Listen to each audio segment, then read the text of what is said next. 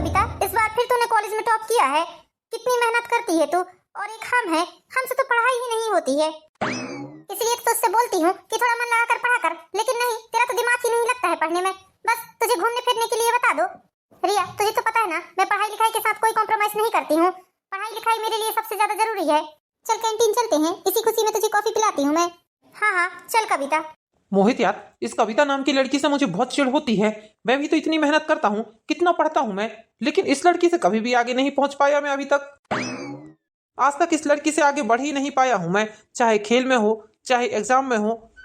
School time से इस लड़की को देख रहा हूँ मैं। स्कूल टाइम से ही ये लड़की सर मैम की फेवरेट रही है, और मुझे सर मैम हमेशा ही नीचे दिखाती थी। इसके कारण मैंने हमेशा ही नीचे देखा हूँ। स्कूल से लेकर कॉलेज तक इस लड़की ने टॉप किया है, और सर मैम लोगों की फेवरेट रही है। ऐसा लगता है क्या करूँ जो ये लड़की का पूरा रेपुटेशन ही खराब हो जाए। पारस, हम सभी लोग तो क्लासमेट है ना, कविता के साथ मैं भी पढ़ता हूँ, तू भी पढ़ता है। स्कूल टाइम से हम सभी लोग साथ में पढ़ रहे हैं। देख, किसी किसी बच्चे में स्पेशल गट्स होते हैं, जो कि कविता में है।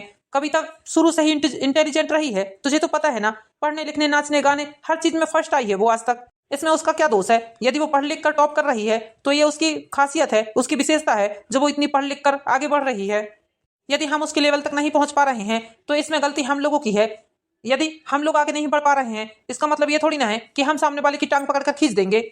मैं तुझे स्कूल टाइम से ही समझाता हूँ कि देख, कविता के साथ कंपटीशन मत किया कर। वो एक अच्छी लड़की है, देख वो बहुत सुलझी हुई लड़की है। वो फालतू के दंड फंद में नहीं रहती, उसे दुनियादारी से कोई मतलब नहीं है। सिर्फ वो अपनी पढ़ाई और अपने खेल कूद नाचने गाने में इंटरेस्ट रखती है।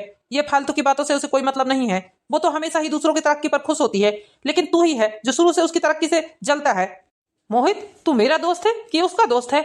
उसकी तरफदारी किए जा रहा है। मैं यहाँ तेरे साथ इतने सालों से रह रहा हूँ, इतने सालों से हम लोगों की इतनी पक्की दोस्ती है, और तू उसका साइड ले रहा है यार। देख पारस, सही और गलत में मैं सही का साथ दूंगा, गलत का साथ नहीं दूंगा। हमेशा से ही कविता सही रही है, इसलिए मैं कविता का ही साथ देता हूँ। और तू जिस तरफ गलत रहता है उस तरफ मैं तुझे बकायदा बताता हूँ कि तू गलत है। मैं तेरा दोस्त हूँ, और दोस्त होने का मतलब ये नहीं है कि तेरी गलत बातों में भी मैं सहमति व्यक्त करूंगा। ऐसा नहीं है, जहां तू गलत है मैं तुझे बकायदा आईना दिखाऊंगा कि तू यहाँ गलत है। चल ठीक है मोहित, अब मैं उस कविता नाम की झंझट के बारे में बात नहीं करूंगा। चल हम भी कैंटीन चलते हैं चाय पीने। ठीक है चल, लेकिन एक बात याद रखना, उसे देखकर मुंह कान मत बनाना। यदि वो अच्छे से बात करेगी तो तू भी अच्छे से बात कर लेना। मुझे बिल्कुल पसंद नहीं है तेरा इस तरह का व्यवहार उसके प्रति। ठीक है बाबा, चल तो तू। मोहित और कविता दोनों एक ही क्लास में पढ़ते थे, लेकिन कविता पढ़ने लिखने में बहुत ज्यादा होशियार थी और वो हमेशा टॉप करती थी अपनी क्लास में। और पारस उससे हमेशा ही जलता था। पारस भी बहुत पढ़ता लिखता था, लेकिन वो कविता से कभी आगे बढ़ ही नहीं पाता था। इस बात की खुन्नस हमेशा पारस के दिमाग में रही आती थी, और वो इसी के चलते कविता से बहुत ज्यादा नफरत करता था। स्कूल में हमेशा कविता टॉप करती थी, जिस कारण सर मैम की फेवरेट हुआ करती थी वो। और ये बात पारस को बिल्कुल भी पसंद नहीं थी। पारस चाहता था कि वो सर मैम का फेवरेट स्टूडेंट बने, लेकिन ऐसा हो नहीं सका। कविता एक सीधी सादी सुलझी हुई लड़की थी, वो ज्यादा दोस्त बनाना बिल्कुल पसंद नहीं करती थी। सिर्फ वो अपनी पढ़ाई लिखाई में ही फोकस करती थी। कविता के लिए पारस के मन में बहुत ही ज्यादा जलन और ईर्ष्या के भाव थे, जिसके कारण उसका दोस्त मोहित उसे हमेशा समझाते रहता था। लेकिन मोहित को उसकी बात हमेशा ही गलत लगती थी। लेकिन पारस ने अपने दिमाग में ये बिठा लिया था कि अब तो मैं इसे किसी भी क्षेत्र में आगे नहीं बढ़ने दूंगा, चाहे इसके लिए मुझे कुछ भी करना पड़े। धीरे धीरे समय बीतता गया और पारस ने कविता को नीचा दिखाने के लिए झूठा प्यार का नाटक करना शुरू कर दिया। नहीं यार पारस, मैं कविता के पास जाकर कुछ भी नहीं बोलूंगा। पता चला वो मुझे चप्पलों से पीटने लगे तेरे चक्कर में। पारस यार मेरे भाई, बचपन से ही मैंने तुझे अपना बेस्ट फ्रेंड माना है। तेरे अलावा कोई मेरा बेस्ट फ्रेंड नहीं है। हर अच्छी बुरी बात तुझसे शेयर करता हूँ मैं। देख यार मोहित, कविता के लिए जो मेरे मन में द्वेष भावना ईर्ष्या जलन थी, वो पता नहीं कैसे कैसे खत्म हो गई है। और समय के साथ मैं खुद नहीं समझ पा रहा हूँ ये सब क्या हो रहा है। मोहित, कविता की सादगी और उसका सीधा साधा स्वभाव मुझे बहुत पसंद आया है। पता नहीं कब मैं उससे प्यार करने लगा हूँ। प्लीज यार मोहित, तू जाकर उससे बात कर, क्योंकि मैं उसके बिना नहीं रह सकता। अभी कुछ दिनों में ही कॉलेज बंद हो जाएंगे, फिर मैं उससे बात भी नहीं कर पाऊंगा। देख पारस, तू रो मत यार, मैं तुझे इस तरह रोते हुए नहीं देख सकता। तुझे तो पता है, तू मेरा बेस्ट फ्रेंड, मेरा भाई, जो भी कह लो तू ही है। ठीक है चल, तेरे कहने पे मैं ये रिस्क लेने के लिए तैयार हूँ। अब तेरे लिए मुझे चप्पल जूते भी पड़ेंगे तो वो भी खा लूंगा। ठीक है, मैं जाकर बात करता हूँ कविता से। Thank you Mohit, thank you. तू ही मेरा सच्चा बेस्ट फ्रेंड है। तेरे जैसे बेस्ट फ्रेंड पाकर तो मैं धन्य हो गया हूँ। जा अब जल्दी से मेरा काम कर। बस एक बार मुझसे ये कविता बात करना शुरू कर दे, फिर देखना इसके पंख ना कतरे ना मैंने तो मेरा भी नाम पारस नहीं, जितना उड़ रही है ना सारा फड़फड़ाना भूल जाएगी। पारस के दोस्त मोहित के मनाने पर कविता पारस से बात करने के लिए राजी हो जाती है, और दोनों में शुरू में दोस्ती होती है। दोस्ती के बाद धीरे धीरे करके दोनों एक दूसरे को चाहने लगते हैं, और बात यहाँ तक कि घर वालों के कानों में तक पहुँच जाती है। और कविता ने अपने माता पिता से कविता सारी बात अपनी माँ को बता देती है और उसकी माँ उसके पिता से बता देती है। पारस भी सारी बात अपने माता पिता को बता देता है। पारस के घर वाले कविता के घर में रिश्ता लेकर जाते हैं। दोनों के घर वाले मिलकर रिश्ता तय कर देते हैं। पारस भी एक संपन्न परिवार से बिलोंग करता था, इसलिए ये सब देखकर कविता के माता पिता उसकी शादी पारस के साथ तय कर देते हैं और 1 महीने के अंदर ही दोनों की शादी हो जाती है। कविता, हमारी फ्लाइट का वक्त हो गया है, जल्दी करो। क्या कर रही हो अभी तक? बहू, पारस, तुम दोनों की तैयारी हो गई क्या बेटा गोवा जाने की? मम्मी, मैं 2 घंटे पहले ही तैयार हो गया था। आपकी बहू ही है जो ना जाने क्या कर रही है सुबह से। बेटा तुझे तो पता है आज बहू की पहली रसोई थी, इसलिए वो थोड़ा लेट हो गई। रसोई से आई है तो अपनी तैयारी कर रही है, इसलिए उसे टाइम लग गया है। अब तुझे कौन सा काम था बता भला? तेरा क्या काम है? नहाया धोया तैयार होकर बैठ गया। बहू को 17 काम रहते हैं, सारी पैकिंग भी उसी ने की है। तुझे तो इतनी भी अकल नहीं है कि कम से कम तू अपने कपड़े तो रख सकता है ना। मम्मी, रहने दो, ज्यादा अपनी बहू की तरफदारी मत करो, वरना सर पर चढ़कर नाचेगी एक दिन। फिर मुझसे मत बोलना आप कि देख तेरी बीबी ऐसा ऐसा कर रही है। ठीक है बेटा, जाओ तुम दोनों को लेट हो रहा है ना। जी मम्मी जी। पापा जी, ये लीजिए आपकी चाय। बड़ी बहू, छोटी बहू और पारस हनीमून पर जाने वाली थी ना, क्या हुआ? तैयारी तो हो गई है पापा जी उनके जाने की, अब पता नहीं जा रहे हैं या नहीं। पापा, हमें अपना आशीर्वाद दे दीजिए, हम लोग जा रहे हैं हनीमून पर। अरे तुम लोग की तैयारी भी हो गई और निकलने भी लगे तुम लोग? हाँ भाभी, आप लोग अपना ध्यान रखिएगा, हम लोग 4-8 दिन में आ जाएंगे वापस। हाँ ठीक है देवर जी, इसमें बताने वाली क्या बात है, ध्यान तो रखेंगे ही ना। आपकी शादी हो गई है इसका क्या मतलब है? क्या हम मम्मी पापा जी का ध्यान रखना भूल जाएंगे? नहीं भाभी, मेरा कहने का मतलब ये नहीं था। मैं तो बस। छोटी बहू, तुम इन दोनों की बातों में ध्यान मत देना, इन दोनों की ऐसी ही नोकझोंक चलती ही रहती है। नहीं पापा जी। ठीक है बेटा, तुम लोग जाओ, तुम्हारी फ्लाइट का टाइम हो गया है। दोनों ही हनीमून पर चले जाते हैं और 8 दिनों के अंदर वापस भी आ जाते हैं। जैसे ही हनीमून से दोनों वापस आते हैं, पारस अपना रंग दिखाना शुरू कर देता है। बस वो हर बात में नीचे दिखाना शुरू कर देता है, बस किसी न किसी बात पर हमेशा उसे टॉर्चर करते रहता है। ये कैसा बेस्वाद भद्दा सा पोहा बनाया है कविता तुमने, मुंह में रखने की इच्छा नहीं हो रही है। ऐसा लग रहा है कि जैसे पानी में भिगोकर पोहा ला दी हो तुमने मेरे लिए। पारस, घर के सभी लोगों ने बहुत अच्छे से खाया है पोहा, कैसी बात कर रहे हो तुम? एक बार फिर से खाकर देखो, हो सकता है एक बाइट में तुम्हें टेस्ट समझ में नहीं आया हो। अरे कोई काम तो कभी ढंग से कर लिया करो, कोई काम तुमसे ढंग से नहीं होता। कॉलेज और स्कूल में टॉप करने से जिंदगी नहीं चल जाती है। अरे क्या बात है देवर जी, कविता पर क्यों भड़क रहे हो आप इतना? भाभी, ये देखो ना कैसा बेस्वाद सा पोहा बनाया है इसने, बनाया है या नहीं बताओ आप ही। वैसे देखो कविता, देवर जी झूठ नहीं बोल रहे हैं, देवर जी सच ही बोल रहे हैं। ये पोहा बिल्कुल भी स्वाद का नहीं था, मेरे तो मुंह से बाहर निकल रहा था। देखो भाभी भी नाम रख रही है इस पोहे को। जाओ जाकर अच्छे से पोहा बना के लाओ, और नहीं आता है तो भाभी से पूछ लिया करो। ठीक है पारस, मैं पोहा दूसरा बनाकर ला देती हूँ। वैसे देवर जी, पोहा बहुत अच्छा बना था, आप ऐसा क्यों बोल रहे हैं कि पोहा बेकार बना था? वो तो मैंने आपकी बातों में इसलिए हामी भर दी ताकि आप अकेले झूठे ना पड़े। भाभी, आपको तो पता है कि स्कूल और कॉलेज टाइम में इस लड़की के कारण मुझे कितना नीचा देखना पड़ा है। मैं इतनी पढ़ाई लिखाई करता था, फिर भी ये लड़की सबसे आगे रहती थी। पढ़ाई लिखाई, डांस, नाच गाना, खेलकूद सब में अव्वल आती थी ये लड़की। इसी कारण सर मैम लोग इसे ही अपने फेवरेट स्टूडेंट बोलते थे। लेकिन मैं इतना कुछ करता था, कभी सर मैम लोग मेरी तारीफ नहीं करते थे। बस इसी बात की चिढ़ है मुझे इस लड़की पर। आप क्या सोचती हो भाभी, क्या मैंने इसके प्यार के चलते इससे शादी की है? नहीं, मुझे इससे कोई प्यार व्यार नहीं है भाभी, वो तो मैंने सिर्फ इसको नीचे दिखाने के लिए इससे शादी की है। सर मैम लोग हमेशा यही कहकर मेरी इंसल्ट करते थे कि देखो देखो इस लड़की से सीखो कुछ, इस लड़की से सीखो कुछ। और आज मैं इस लड़की को यही कह कहकर टोंट मारूंगा। भाभी, बस आप मेरा साथ देना इसे नीचे दिखाने के लिए, आप मेरा साथ मत छोड़ना। बस फिर क्या था, दोनों देवर भाभी ही मिलकर कविता को नीचे दिखाने लगे। हर बात में उसे टोंट मारते थे। कविता को अपनी शादी पर पछतावा होने लगा कि मैंने शादी करके बहुत बड़ी गलती कर दी है। अरे कविता, तुम्हारा साथ श्रृंगार हो गया हो तो जरा बाहर भी निकलो, शादी में जाने के लिए हमें देर हो रही है। समझ में नहीं आता है क्या तुम्हें? पारस, मम्मी जी के लिए और पापा जी के लिए खाना बनाने लगी थी मैं, बस इसलिए थोड़ा लेट हो गया। ये क्या है, ये कैसा पहनावा पहना है तुमने? स्लीवलेस ब्लाउज पहनते हुए तुम्हें जरा भी शर्म नहीं आई? किसे दिखाने के लिए ऐसा ब्लाउज पहना है तुमने? पारस, ये कैसी बात कर रहे हो तुम? मैं शादी के पहले भी तो स्लीवलेस कपड़े पहना करती थी ना। अरे तुम मुझे मत सिखाओ, तुम कब क्या करती थी, मुझे उससे कोई मतलब नहीं है। तुम अब क्या कर रही हो मुझे इससे मतलब है। और ये इतनी पतली साड़ी, पूरा पेट दिख रहा है इस साड़ी में, किसे दिखाने के लिए पहन रही हो ऐसे कपड़े? मेरे सामने आंसू बहाने से कोई फर्क नहीं पड़ेगा मुझे, समझ में आई तुम्हें? जाओ जाकर ढंग के कपड़े पहन कर आओ, तभी मेरे साथ चलोगी तुम। जाओ, मेरे सामने इस तरह खड़े खड़े क्या देख रही हो? क्या बात है बेटा, बहू पर क्यों भड़क रहा है तू इतना? मम्मी, इसे ऐसे ही भाषा में समझ में आता है, इसे प्यार की भाषा समझ में नहीं आती है, बस इसीलिए मैं इस पर चिल्ला रहा था। चलिए, मैं तैयार हो गई हूँ, जाओ बेटा गुस्सा थूक दो। जाओ, बहू तैयार हो गई है। पता नहीं ये पारस को क्या हो गया है, ये तो बहू को इतना प्यार करता था, इसने पसंद से शादी की है बहू से, और अचानक से इस पर इतना गुस्सा क्यों आता है इसे? मुझे कुछ भी समझ में नहीं आता। बहू कितना भी अच्छा काम करे, इसे पसंद ही नहीं आता, हर चीज में नाम रखता है, उसकी हर चीज में नाम रखता है। इस बारे में मुझे पारस से बात करनी पड़ेगी। इतनी रात हो गई है, अभी तक पारस और कविता नहीं आए हैं क्या शादी से? आते ही होंगे जी, कविता की सहेली की शादी थी इसलिए थोड़ा टाइम लग गया होगा। बस आते ही होंगे वो लोग। अभी फोन तो आया था कविता का, बोल रही थी कि मम्मी जी हम लोग निकल रहे हैं शादी से। लो ये दोनों आ भी गए। कैसी रही कविता बेटा तुम्हारी सहेली की शादी? ये क्या बहू, तुम रो क्यों रही हो? क्या बात है, कुछ हुआ है क्या? माँ पापा, ये गवार लड़की मेरे साथ चलने के लायक नहीं है। आज के बाद मैं इसे लेकर कहीं भी नहीं जाऊंगा और ना ही इसके साथ कहीं जाऊंगा। क्या बात है कविता बहू, तुम रो क्यों रही हो बेटा? बताओ मुझे क्या हुआ है। अरे ये क्या बताएगी माँ, मैं आपको बताता हूँ इसकी हरकतें। ये एक नंबर की जाहिल गवार औरत है। इसने इतना पढ़ लिख कर इतनी डिग्रियां भी हासिल की है तो कोई मतलब की नहीं है। पारस ये क्या बोल रहे हो बेटा? कविता तुम्हारी पत्नी है और अपनी पत्नी के बारे में ऐसा बोलना शोभा नहीं देता है तुम्हें। तुम इतने पढ़े लिखे लड़के हो ना, यही सीखा है तुमने स्कूल और कॉलेज में? पापा मैं क्या बोल रहा हूँ पहले ये सुन लीजिए आप, उसके बाद अपना ज्ञान देते रहना आप। पारस अपने पापा से बात करने का ये क्या तरीका है बेटा? तुम पढ़े लिखे लड़के इतने गवार जैसी हरकत कर रहे हो और बहू को गवार बोल रहे हो। आखिर ऐसा क्या ही कर दिया है बहू ने जो तुम उसे गवार नावार बोल रहे हो? क्या बात है? सुनना चाहती हो ना माँ, तो ध्यान से सुनो। ये जो आपकी गवार बहू है ना, ये अपने दोस्तों के साथ मिलकर इतनी जोर जोर के हंस रही थी कि सारे पंडाल में इसकी ही आवाज आ रही थी। जो लड़के हमारे साथ कॉलेज में पढ़े हैं ना माँ, उन लड़कों के साथ बैठकर ये ही ठीक कर रही थी। बताओ माँ, ये अच्छे घर की बहू है? शोभा देता है इसका इस तरह हरकतें करना? इतनी जोर जोर के ठहाके मार रही थी उन लोगों के साथ। मुझे देखकर बहुत गुस्सा आई माँ, इसलिए मैंने इसे। इसलिए क्या बेटा? अपनी सहेली अपने दोस्तों के साथ बहुत दिनों में मिली होगी, इसलिए उसने दो चार बातें करके हंस ली होगी। इसमें इतनी बुरी मानने वाली क्या बात है? और हंसना सेहत के लिए अच्छा होता है।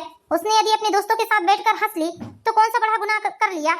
मम्मी जी ये जो बता रहे हैं ना वो सच नहीं है। मैं आपको बताती हूँ सच क्या है, मेरी बात सुनिए आप। मम्मी जी सारे दोस्त शादी में इकट्ठा हुए थे, सभी लोग साथ में बैठकर खाना खा रहे थे तो कुछ हंसी मजाक की बातें चली, सभी लोग हंसने लगे। ये बोल रहे हैं कि सबसे ज्यादा तेज तू ही हंस रही थी, जबकि मम्मी जी ऐसा नहीं है। मैं इतनी जम के भी नहीं हंसी थी कि सारे पंडाल में मेरी ही हंसी की आवाज गूंजे। और मम्मी जी ऐसा भी नहीं है कि मैं अकेले अपने दोस्तों के साथ बैठी थी। मैं सारी सहेलियां, सारे दोस्त और यहाँ तक पारस भी हम लोगों के साथ में बैठकर खाना खा रहे थे। इतने बड़े भरे पंडाल में इन्होंने उठकर मेरे गाल में चाटा मारा और मुझे गालियां देकर घसीटते हुए घर लेकर आ गए।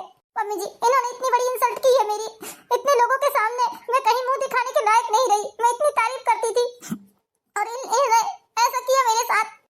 बार बार मुझे बेइज्जत करते हैं, बार बार मेरी इंसल्ट करते हैं, हर चीज को नाम रखते हैं, हर चीज को नाम रखते हैं। मैंने ऐसा कौन सा गुनाह कर दिया है मम्मी जी?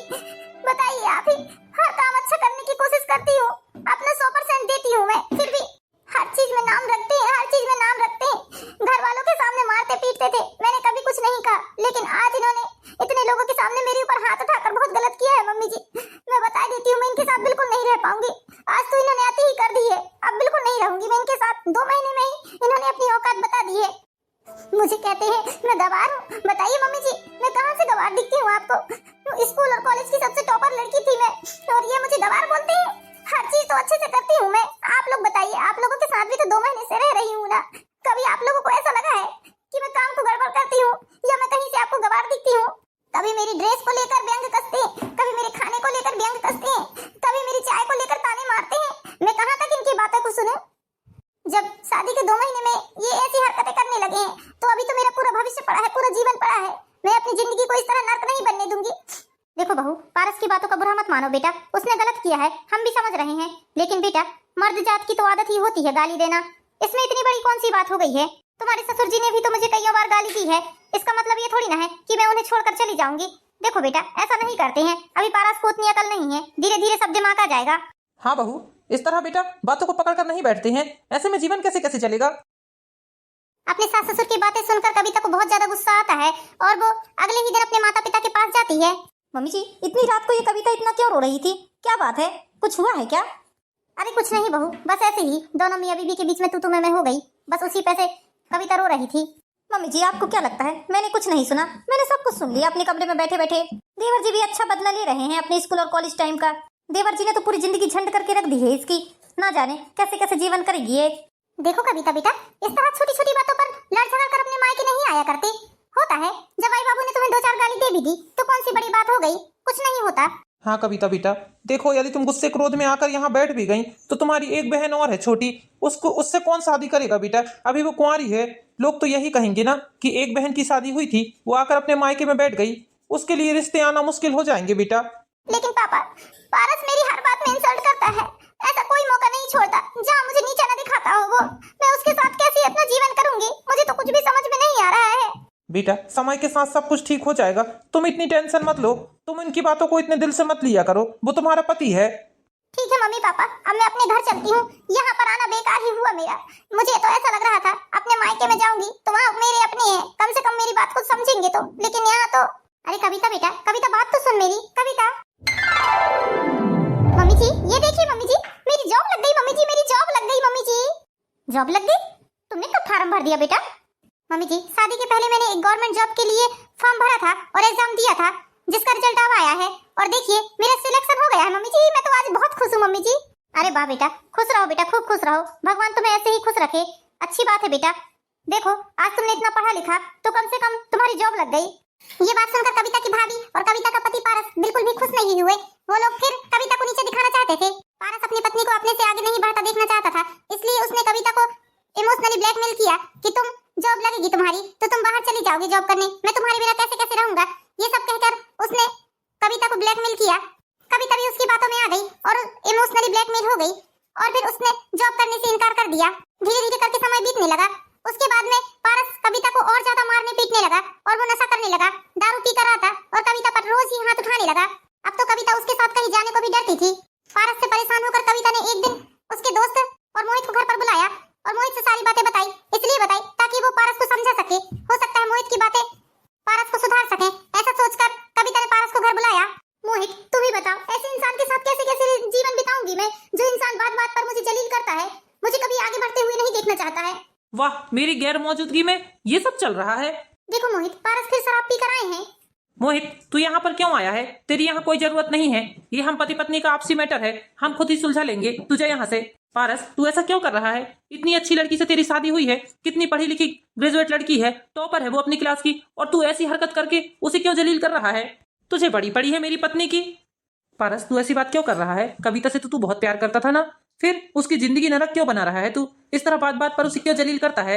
ये तेरी गलत फहमी है मोहित, मैंने कभी इससे कोई प्यार नहीं किया। स्कूल से लेकर कॉलेज तक इसके कारण मेरी जो बेइज्जती हुई है उन सब का बदला लेने के लिए मैंने इससे शादी की थी। ये क्या बोल रहा है पारस तू? इससे क्यों बदला लेगा तू? इसने क्या किया है? इसके कारण तेरी कौन सी इंसल्ट हुई है, बता भला मुझे। अरे मैं हमेशा इतनी पढ़ाई लिखाई करता था, हमेशा यही सोचता था कि मैं टॉपर रहूं, मैं क्लास में सबसे फर्स्ट आऊं, लेकिन नहीं, ऐसा हो ही नहीं सका। मैं हमेशा यही सोचता था कि सर मैम लोग मेरी तारीफ करें, लेकिन नहीं, मेरे सामने इसकी तारीफ करते थे, इसलिए मुझे इससे बहुत ज्यादा द्वेष भाव था। तभी मैंने मन ही मन सोच लिया था कि मैं इसे ऐसा बर्बाद करूंगा कि ये कहीं मुंह दिखाने लायक नहीं रहेगी, इसकी जिंदगी नरक से बदतर कर दूंगा मैं। जो मैंने चाहा सो कर दिया। मैं इससे कोई प्यार व्यार नहीं करता, ये गलत फहमी है तुझे। ये सब बात सुनकर तो मोहित और कविता के पैरों तले जमीन खिसक जाती है और कविता उसी क्षण सोच लेती है कि अब वो पारस के साथ एक मिनट भी नहीं रह सकती इस घर पर। हेलो मोहित। हाँ कविता बोलो। मोहित तुम मेरे लिए एक किराए का मकान देख दो, मैं इस घर में इस आदमी के साथ नहीं रह सकती। इस आदमी ने मेरी जिंदगी नरक बना दिया है, अब मैं और इस नरक में नहीं रह सकती। कविता तुम एक काम क्यों नहीं करती हो, तुम अपने मम्मी पापा के घर पर जाकर रहने लगो। नहीं मोहित, मैं उनके ऊपर बोझ नहीं बनना चाहती, तुम एक किराए का मकान देख दो मेरे लिए। मोहित किराए का मकान देख देता है कविता के लिए और कविता किराए के मकान पर जाकर रहने लगती है। वो वैसे ही इतनी पढ़ी लिखी लड़की थी, अच्छी कंपनी में जॉब करने लगती है कविता और उसे अच्छी खासी सैलरी भी मिलने लगती है। यहाँ पारस की हालत बद से बदतर होने लगती है क्योंकि शराब की लत उसे इतनी ज्यादा लग गई थी कि वो अपनी जॉब में भी नहीं जा सकता था, इसलिए उसे जॉब से भी निकाल दिया गया था। अब वो बस दिन रात घर में बैठे बैठे बस शराब पीता था। बेटा ये सब तेरे कर्मों का फल है, देख आज तूने अपनी क्या से क्या हालत बना लिया है। जलन और द्वेष की भावना ने तुझे क्या से क्या कर दिया है। माँ कोई मुझे खाने के लिए तक नहीं पूछता है, कम से कम कविता थी तो मेरे खाने पीने का ध्यान रखती थी, समय समय पर मुझे सब कुछ देती थी। जब से मेरी जॉब छूटी है तुम लोग मुझे एक कप चाय के लिए तक नहीं पूछते हो। ऐसा है देवर जी, अब आप कमाते तो कुछ नहीं हो, तो फ्री फुकट का खिलाने के लिए हमारे पास पैसे नहीं है, इसलिए जाओ और जाकर पहले कुछ कमाओ, उसके बाद ही कुछ मिलेगा आपको। मम्मी जी इतने आश्चर्य से मत देखिए मुझे, यहाँ कमाने वाला सिर्फ मेरा पति अकेला है, इसलिए मैं जो बोलूंगी वही होगा। आपके ना कमाऊ बेटे के लिए कोई खाना पीना नहीं है इस घर में। बेचारा मेरा पति अपने माँ बाप से, अपनी पत्नी से, अपने बच्चों से दूर रहकर कमाता है, इस निठल्ले इंसान के लिए थोड़ी ना कमाता है वो। और हाँ मम्मी जी, यदि आपने इन्हें एक रोटी भी दी मेरी इजाजत के बिना तो मैं आपको भी खाना पीना देना बंद कर दूंगी। कविता, 1 महीने से गई हो तुम, कहाँ हो? मेरी कोई खैर खबर तक नहीं ले रही हो। माँ, मैंने एक अच्छी लड़की के साथ इतना बुरा किया है, इसी की सजा दे रहा है भगवान मुझे। हेलो मोहित, मेरे भाई, मुझे माफ कर दे भाई। हाँ बोल, क्या काम है तुझे मुझसे? मोहित मेरे भाई, एक बार मुझे कविता से मिलवा दे, मुझे अपनी गलती का एहसास हो गया है। एक बार मिलवा दे भाई, एक बार, आखिरी बार मिलवा दे। क्या करेगा मिलकर? कॉलेज के समय पे मैंने तुझे उससे मिलवाया था तो उसकी जिंदगी बर्बाद हो गई, और अब मिलवाऊंगा तो ना जाने तू उसके साथ और क्या करेगा, और क्या बाकी रह गया है। मोहित, तुझे हमारी दोस्ती का वास्ता, सिर्फ एक बार मुझे कविता से मिलवा दे तू। इस तरह बार बार कहने पर पारस को मोहित कविता से मिलवाने के लिए ले जा लेता है। मोहित, इस तरह अचानक से मेरे घर पर आए हो तुम, कोई बात है क्या? कविता, तुमसे मिलने के लिए पारस आया है। अब क्या बाकी रह गया है? जो आया है वो यहाँ, मुझे नहीं मिलना है किसी से, बोल दो उससे चला जाए यहाँ से। उसे जो करना था उसने कर लिया है, अब और क्या चाहता है मुझसे? कविता, मुझे माफ कर दो, मैंने अपनी जलन और द्वेष भावनाओं के चलते तुम्हारे साथ कितना गलत किया है। कविता, मैं अपने किए पर बहुत शर्मिंदा हूँ। प्लीज कविता, मुझे एक मौका और दे दो। अरे कितने मौके दिए थे मैंने तुम्हें, एक नहीं 50 मौके दिए थे मैंने तुम्हें। तुमने मेरे साथ धोखा किया है, मुझे बर्बाद करने के लिए तुमने मुझसे शादी की थी। तुम्हारी गलती की सजा मैं नहीं, भगवान देगा तुम्हें। कविता, तुम सही बोल रही हो, भगवान ने मुझे सजा दे दी है। कविता, पिछले 1 महीने से तुम्हें ढूंढ रहा हूँ मैं, लेकिन तुम्हारा कुछ भी अता पता नहीं था। तुम्हारे ना रहने के कारण मैं और भी ज्यादा शराब पीने लगा, और शराब पीने की आदत के कारण जॉब से मुझे निकाल दिया गया। कविता, जब से मेरी जॉब छूटी है, भाभी मुझे 1 कप चाय के लिए तक नहीं पूछ रही है। कविता, मुझे माफ कर दो, मैंने अपनी जलन और ईर्ष्या के चलते तुम्हारे साथ इतना गलत किया है कि भगवान भी मुझे माफ नहीं करेगा, लेकिन तुम मुझे माफ कर दो कविता। एक मौका दे दो मुझे, एक आखिरी मौका दे दो मुझे अपने साथ जीवन बिताने का। मैं तुम्हें कभी कोई शिकायत का मौका नहीं दूंगा कविता, वादा करता हूँ तुमसे।